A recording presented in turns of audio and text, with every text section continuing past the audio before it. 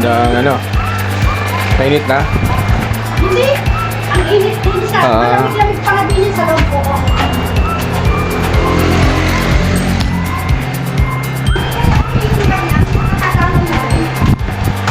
Siguro dahil mainit ang ulo eh, mami. Kasi tag-init na yun. Oo, sobra na. Ano na, heat stroke? Hindi ko na nga nilagyan ng laman, oh. Oo. Sumabay kailan pa yan, Mar? Ilang rep na yan? Hindi, yung nasira. Mga palimang araw ngayon. Ngayon lang yan. Hindi pa. Magagamit pa namin. Bagay ito, isang Fuji Densu. Yan, udon siya. Isang killer type. Kanyang practice, Fuji Densu. Bali, hindi na daw lumamig. Yan. Sumabay sa panahon. Okay. Nandito pa rin daw tayo sa Barangay Palo Alto. Ang Pali. Tingnan natin to. Check-upin natin kung anong nakikita pa rin. Mapagpalang hapon po ngayong araw na to. Sobrang init na yung araw. Yan, gagawa po tayo ng isang Fuji Densu na tudon. Ang problema, hindi na daw lalamig. Okay guys, yan. Welcome to my vlog. Brian Gita Electronics po. Siyempre, shoutout kay Maring Kina. Yan. Hello! Dito po tayo sa ating YouTube channel, Brian Gita Electronics. Siyempre, nandito si, yan, si Tlo. Pogi. Okay. I got so motherfucking design on right now. Bring it down, bring it down, bring it down. I got 3 old guys on the block. Sinaksak niyo siya. Ano nangyari, Mare? Wala. Yung naandar naman. Natural na. Sasaksak. Naandar yung pan. Oh, sige, sige. Ayaw lang lumamig. Sige, try natin. Baka ano na lang yun eh. Nilagyan niyo ng kaldero doon para Aba, sa nato. Pagka dinidecross ko kasi, ang lakas ng tulo ng Okay. tubig. Diyan umaagos eh. Yan, nagana naman yung pan niya. Nagana talaga. Tingnan natin tong kanyang... At saka tingnan mo yung pan sa taas. Nagana rin. May pan din pala to sa taas eh. Ayan o, naikot din. Ang masakit dito, hindi na nababa ang temperature niya. Nakafix na sa 20 plus. Check ko tong ano. Hindi na lamig yung laman. Imposible naman. Kailan pa siya? Mga 5 days na siguro. Kailan lang? 5 days ago. Hindi ka nagsarado ako. Diba? Matagal nang binubuksan. Wala, as in wala talagang lamig. 29 degree. Ibig sabihin, nagana yung pan pero hindi siya nalamig. Okay. Walang init, hindi nakainit yung ano niya. Condenser. Parang wala namang init yan kundi sa baba lang.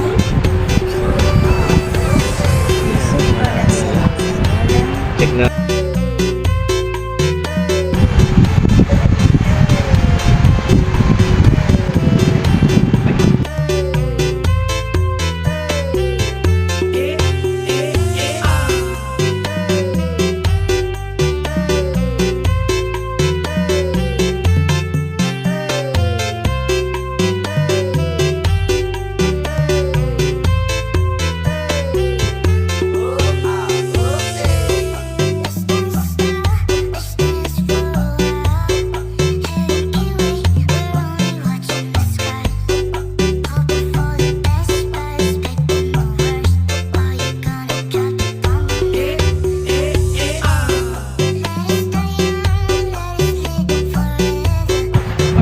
Natin yung amperes. Siset natin to sa amperes. Yan. Ngayon sasaksak natin. Okay. Yan. Pag tumaas to ng 2, 3, 4, 5, 6, ibig sabihin may problema tayo sa motor or loss compressor or high ampere rewind, sunog o either na barado. Yan. Pag barado, tingnan natin. 1, 2, 3.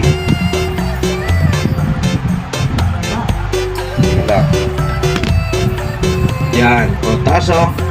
Wow, wow. Nanginginig yung aking ano. Mamamatay yan. Hindi naman mag-click. Ang taas niyan, dapat nasa 1 lang yan or 2. 90 or 1.1. O yun, nag-click na. Ibig sabihin, Pag ganun po siya, yun yung tatlong sinabi ko, possible na high ampere, winding sunog, o either na loss compressor, yung barbula niya hindi na nagpa-pumping, o either ito, Yan. barado. Ngayon, syempre, puputulin natin to para malaman natin na once na yan ay pinutol natin at may pressure at may period, ibig sabihin wala siyang butas, no? Either na pwedeng magbara o doon lang siya sinasabi ko.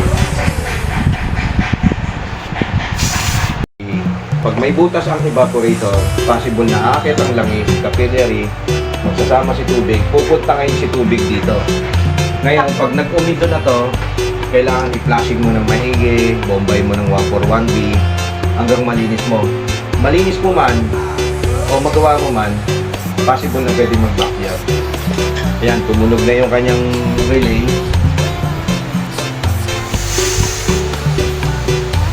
Ibig sabihin, ayan yung period. Yan.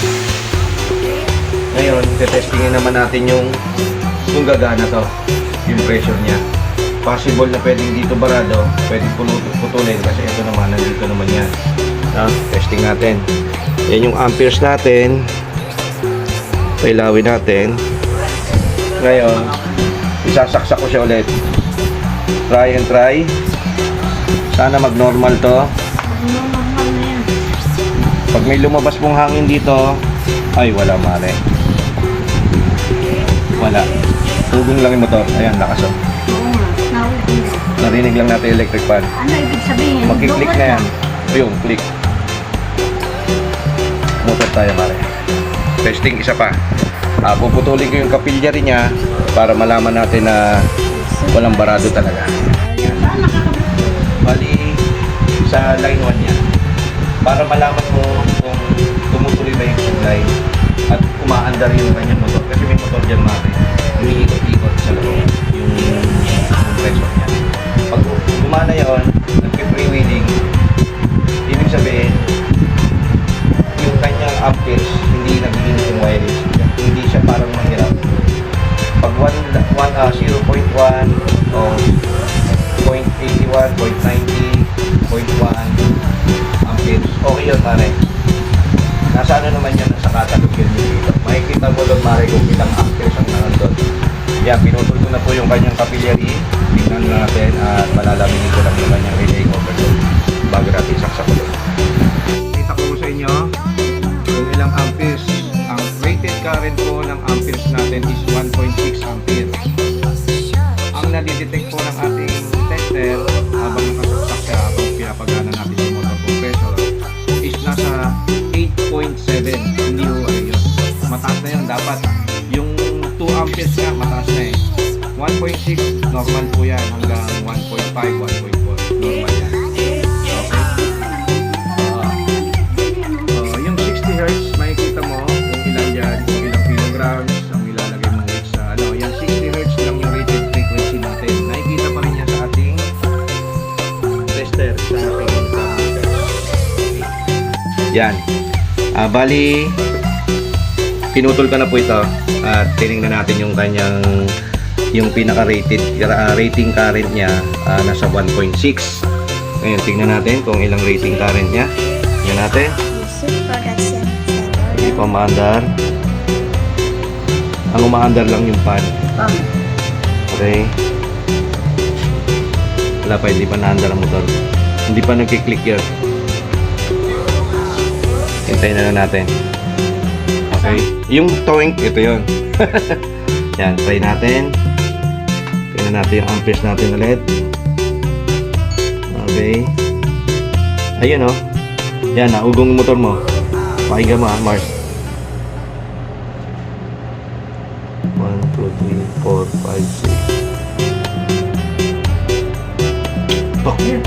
Ano Patay. ibig sabihin nun? Yan, nag 0.25. Motor na talaga Mars. Ano? Bakit kaya ganyan? Ang ating findings, siyempre, ito na. Papalitan ng motor. Okay.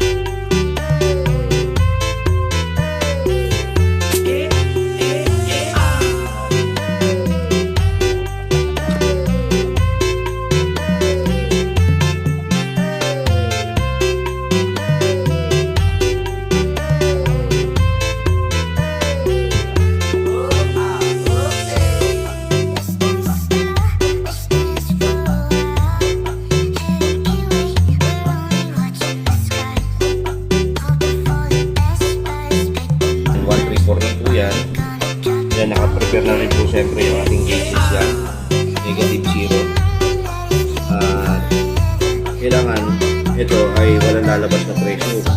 Pag may lumabas na pressure yan, possible na pwede kong may butas yan. Tapos ito, umiikot siya ngayon sa kaya napuputo.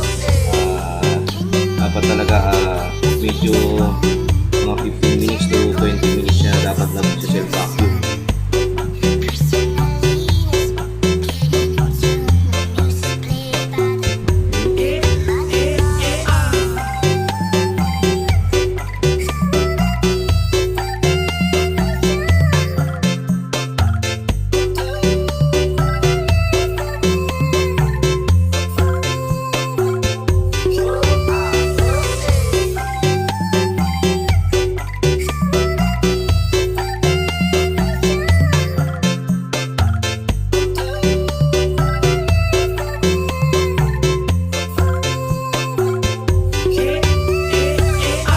Yusuf Production, Senggol dong.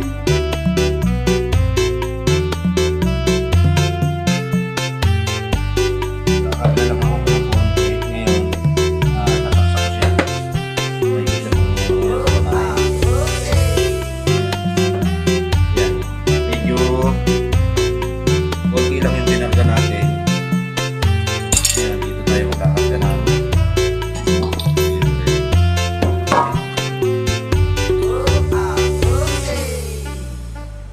naka-high side tayo. Ang ating ano, dapat dito lang kaso sira po itong aking isa. Yan. Sana wala nang butas.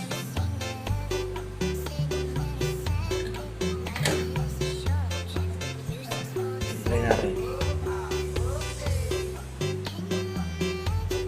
May butas. Sayang ang preno ulit. Sana wala na po.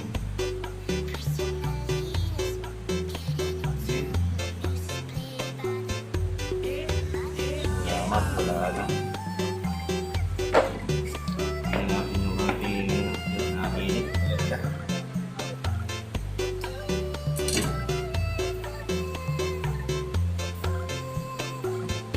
Yan, gumamit na tayo ng amperes. Yusuf Production. Yung aking clam meter. Nasa 1.30, 28, bumababa, paunti-unti, tumataas. Pag ganyan kailangan matansya nyo siya. Pag tumaas siya ng 2 pataas, delikado na yan. Amperes na yun. Hindi na pa pwede yun. Pag ganun, huwag nyo itutuloy. Possible na barado o either na sobra yung yung trio na yung nilagay niya.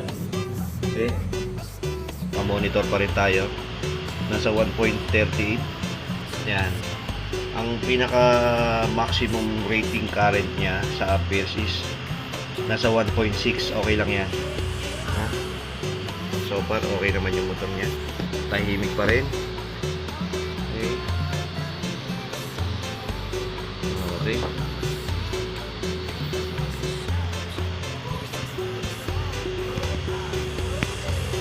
A few moments later. Yan. Sorry. Yan. Bali ngayong araw na to, gabi na. Bali natapos po natin araw na to. Siyempre, isang Fuji Densu na double door na isang chiller type. Yan. Okay na siya. Yan. Malamig na. Ngayong araw na to, siyempre, nandito tayo ngayon sa Barangay Palo Alto ng Palmis Subdivision. Nakatapos po ako ng isang Fuji Densu. Bali nagpalit po tayo ng replace ng motor compressor. Yan, medyo tumagal lang dahil din sa mga copper tube to bakal. Nahirapan ako magkabit dahil yon nagkaroon siya ng leak. Hindi kumapit. Okay, ngayon tapos na natin itong isang Fuji Densu. Tapos po natin to. Siyempre ako'y nagpapasalamat kay Maring Sheila. Oo nga. Thank you sa pagtitiwala sa akin ng pagkagawa. Siyempre sa aking suporta sa aking mga YouTube channel yan. At okay na po itong isang Fuji Densu na isang two-door. Siyempre ako'y nagpapasalamat sa aking mga tigapanayam at walang sawang nanonood ng YouTube channel natin. Thank you very much po sa inyo lahat. At siyempre sa ating mga bago lang po sa YouTube channel natin, yun. Follow and subscribe and like and share. May YouTube channel Brian Video. Hanggang dito na lang po. Maraming salamat po. Okay. Bye. Picture 1, 2, 3.